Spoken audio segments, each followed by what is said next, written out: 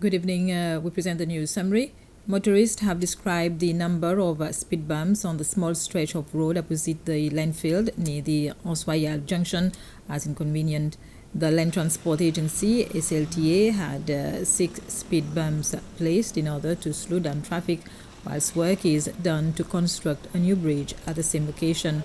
When work started back in March, there were only 2 speed bumps, but an SLTA official said motorists were not complying with the road regulations and they had to add 4 extra speed bumps for the safety of those working on the bridge. After the work is completed in November, the speed bumps will be removed. SLTA says it is crucial to have a new bridge because the existing one is falling apart. France's National Day yesterday, the 14th of July, was an occasion for France and Seychelles to celebrate the friendly ties which exist between the two countries for 250 years. The reception, hosted by the French Embassy, was held at the Avani Seychelles Resort last night. French Ambassador Dominique Massa paid tribute to the 30,000 French citizens who have been victims of the COVID-19 pandemic. He also had special thoughts for all victims across the world, especially health victims and others such as health workers and rescuers who work tirelessly to save others. Vice President Vincent Meriton, who was representing President Danny Faure at the event, commended the great relations between France and Seychelles. Praslin has its own ID card machine. This should help the residents of Praslin La Digue to acquire their ID cards without having to travel to my immigration officer. Marie-Lisa L'Espérance has said the service is available Monday to Friday at Grand'Anse Praslin and on Thursday on La Digue. The majority shareholder of the ISPC grocery chain has called on the government to help save the troubled business.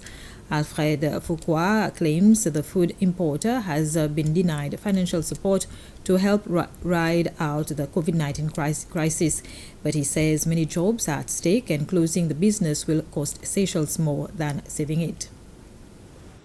Taking stock, staff at ISPC today were counting the cost of the business potentially going under. They've been told it must shrink or die, battered by the COVID effect. The company says pleas for government emergency help have been ignored. I've been told first that we were operating during the lockdown, and when the appeal was denied, I've been told that I had enough money on my bank accounts. But it's all a question of proportions. If you have over 5 million rupee of running costs per month, of course, even if you have 15 million rupees on your account, 3 months later you don't have it anymore because your running costs are high and you need to shrink. There's no mincing of words on the door at the company's largest branch in Bois de Rose. 85 people work here. 22 redundancies have been agreed so far. It's now contemplating 40. This shop is, of course, very well known for being popular with expats, but about 2/3 of its business was with the tourist trade, which, of course, has tanked. It's lost about 60% of its turnover in the period between March and May, but it still has very high overheads, including rent of €300,000 a year on this building. For now, the company says its retail supermarkets at Beauvalon, Anse Royal and Praslin will remain open. It insists a government cash lifeline would enable it to stay afloat and continue paying tax into the public coffers. We made a simple calculation. With 60 million taxes, they can pay about 5 times or 6 times the people we are going to make redundant. So we are helping others as well. Silent tills, but so far no comment on the company's claims from the government's Job Retention Committee. The National Assembly has approved 2 motions during today's sitting.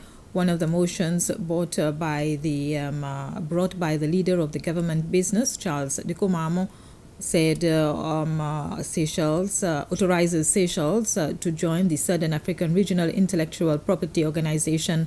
The organization was set up in Lusaka in 1976. Debate lasted about an hour, and every member who took the floor spoke of the benefits of the accession, particularly for Seychellois artists.